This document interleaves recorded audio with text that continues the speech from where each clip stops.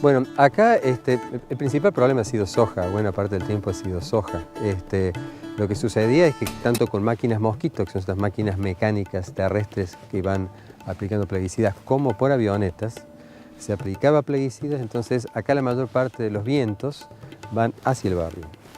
Entonces cuando había esa aplicación primero llegaba el plaguicida directo, pero también las partículas del suelo quedaban contaminadas con plaguicida. Entonces también cuando esas partículas volaban, llegaban hasta las viviendas. Entonces ha habido un efecto directo. Ha habido situaciones muy violentas en donde realmente cuando pasaba una avioneta, acá ha habido chicos que quedaban mojados por glifosato. El 33% de las personas que fallecen en nuestro barrio es por tumores. Y los niños, se hizo análisis en sangre de los niños, de 142 niños, el 80% tiene agroquímicos en sangre. Pero además hemos tenido más de 8 casos de mutación. Mutación. Yo he tenido en mis brazos criaturas que le faltaban órganos. Cuando una madre, un padre sale y está su hijo bañado en plaguicida, yo creo que la sensación de furia es muy difícil de contener. El fumigador pasa al lado tuyo, fumiga, da la vuelta y vuelve a pasar derecho a vos. O sea, vos te parás acá, el fumigador pasa ahí, pero claro, fumigando pasa. Pasa fumigando, no corta el chorro. ¿A qué edad empezaste a trabajar en este tipo de trabajo? A los 10 años. Arrancábamos arriba cargando el mosquito con los líquidos. Después nos subíamos, hacíamos las cabeceras de los campos, o sea, las orillas. Y el fumigador pasaba fumigando al lado tuyo. Sí. Y ellos, cada que iban a hacer esos trabajos, venían siempre descompuestos. Del estómago, la cabeza, se mareaban. Siempre yo les sabía dar algo para tomar, pero no les hacía nada eso. Y después, ahora hay uno de los chicos que tiene alergia. Cuando fumigaban alrededor del pueblo, hasta yo me descompuse. ¿Te asustaste cuando veías el hecho de que otra gente enfermaba de cáncer y demás?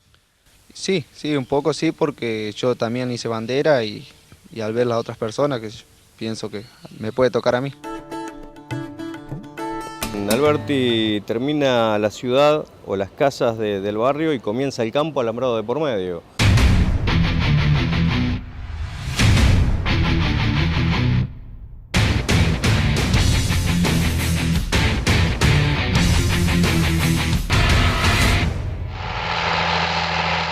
Al lado nuestro están fumigando. Este es Unino, el hijo de Remil que nos fumigó. 2 de enero, 7 de la mañana, terminé internado en el hospital municipal con vómitos, mucha diarrea, se me había cerrado la garganta, tenía como una sequedad, problemas respiratorios. No pueden seguir fumigando. ¿No pueden sacar de adentro de la propiedad privada? ¿Por qué tengo que salir Unino si está prohibido fumigar? Está prohibido fumigar, ¿por qué fumigan? ¿Lo puedes sacar? Está prohibido fumigar, ¿por qué están fumigando a menos de 1000 metros, señor? Camioneta de la empresa Veraza que dice que esto es propiedad privada. Hay un fallo judicial de la Suprema Corte de Justicia que dice que está prohibido fumigar a menos de 1000 metros de la zona urbanizada. El fumigador estaba a menos de 50 metros. Tampoco cumplió con ese fallo, con esa resolución trucha que se le había dado.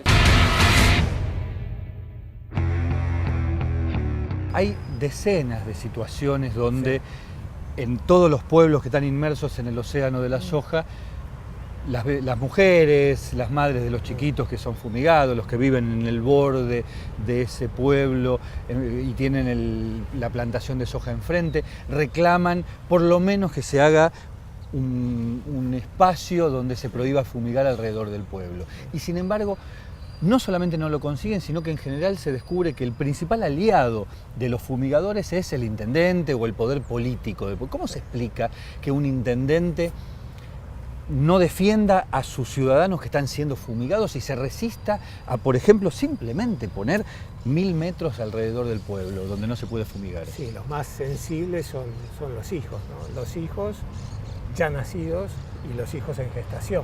Esos son los más sensibles.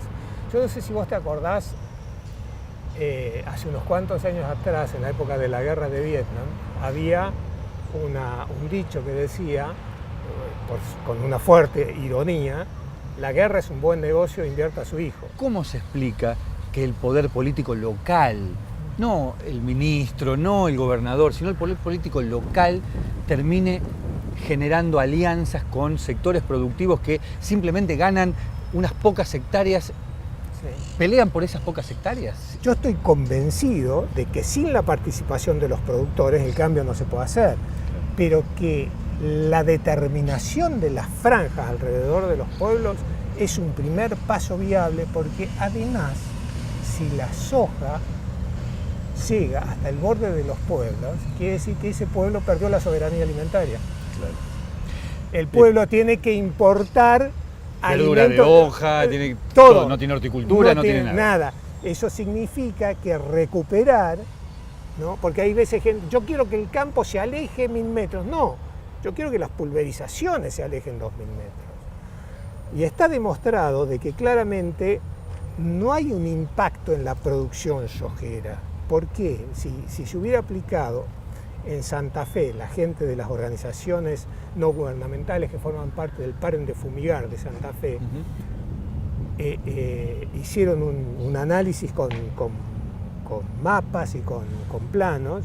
Si se extendían los 800 metros que había determinado el juez que había que alejar las fumigaciones en el barrio Urquiza de San Jorge, si se extendían al resto de las poblaciones, esto implicaba entre el 2 y el 4% de las plantaciones de soja. Otra cuestión que desnuda el uso indiscriminado de los plaguicidas es la ausencia del Estado y la cooptación por parte de las multinacionales corporizadas, ejemplificadamente en Monsanto.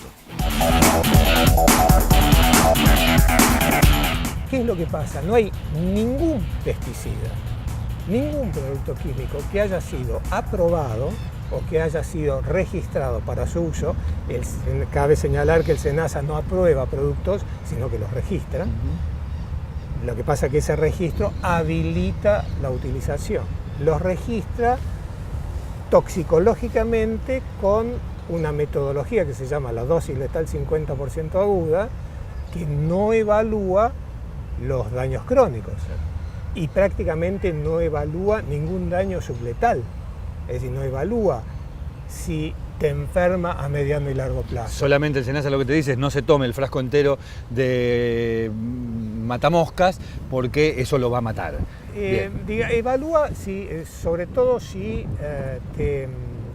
el daño letal agudo, es decir, si te mata... Casi la intoxicación, digamos. En realidad, si vos te tomas mucha sal, también te morís, ¿no? Por supuesto. Bueno, entonces, si la dosis es grande, la dosis letal aguda es grande, entonces se interpreta que el producto es poco tóxico. Hay 6 empresas transnacionales que son las que dominan toda la producción, ¿no? De Dow, Syngenta, Monsanto, Bayer, ¿no? y que de alguna manera son las que determinan los productos que se están utilizando, las semillas que se están usando, todo el paquete, ¿no? Fertilizantes.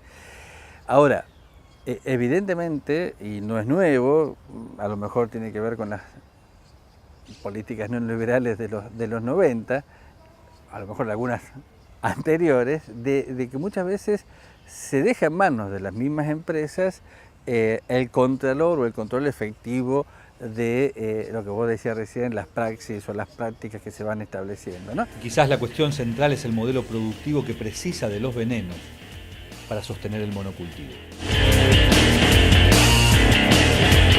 Estuvimos haciendo un seguimiento de los últimos 20 años y vemos que en principio en forma paulatina, después en forma exponencial, se fue incrementando la utilización de agrotóxicos por múltiples causas, ¿no? Pero fundamentalmente porque el monocultivo es insustentable y demanda cada vez más cantidades de agrotóxicos para hacer producciones no sustentables sino sostenibles.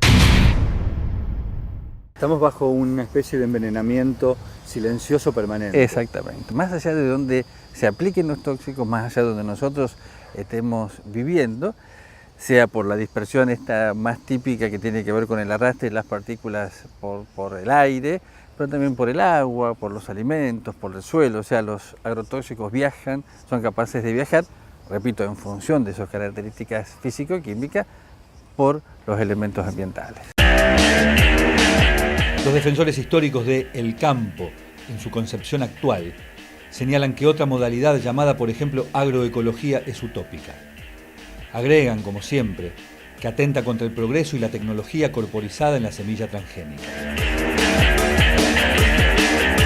Desde el punto de vista ecológico, cuando se empezó a hacer soja, y especialmente soja transgénica en Argentina, desde las propias empresas, desde los propios organismos de investigación, desde quienes validaban la liberación de la soja transgénica en el país, se argumentaba que no iba a haber daños importantes o impactos ambientales importantes, justamente porque los estudios que debían haberse realizado, vinculados especialmente a los efectos indirectos y a los efectos relacionados a la incorporación de un evento tecnológico tan poderoso, no se hicieron. Hoy los alimentos no se producen para alimentar, es decir, la mayoría de los alimentos.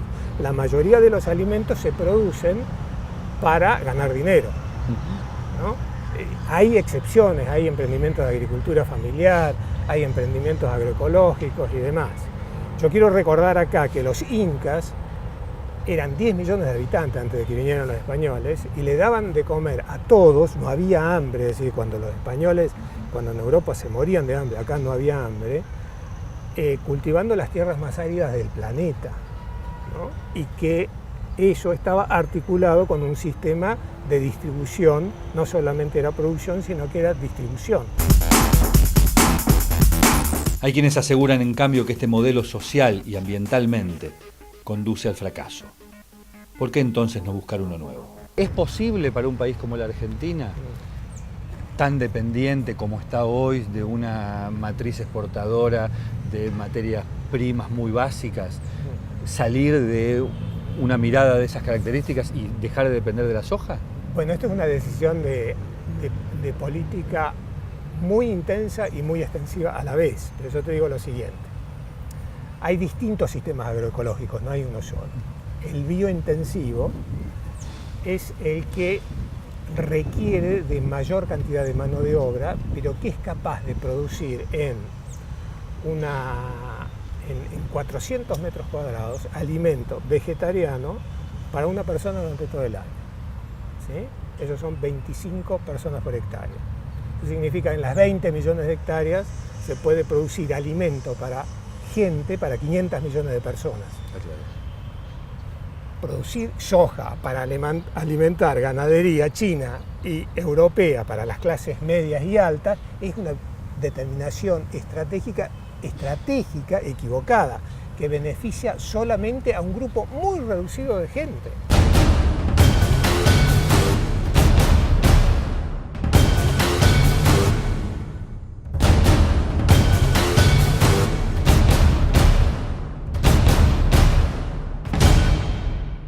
Como acaban de ver, somos víctimas de un envenenamiento masivo, progresivo, silencioso, acumulativo. Nos envenenan. La forma de producción agrícola que domina hoy el mundo capitalista es una forma de producción que busca la renta y que no persigue precisamente defender ni el bien común ni la salud pública. Habrá que discutir o habrá que poner entre tantos temas que hay que incluir en una agenda también la producción agroecológica. Porque con el cuento de que es más cara, de que no da las ganancias, bueno, con todos esos cuentos, lo único que se consigue es que vivamos envenenados. Este programa se llama Contaminación Cero. Gracias por haber estado ahí.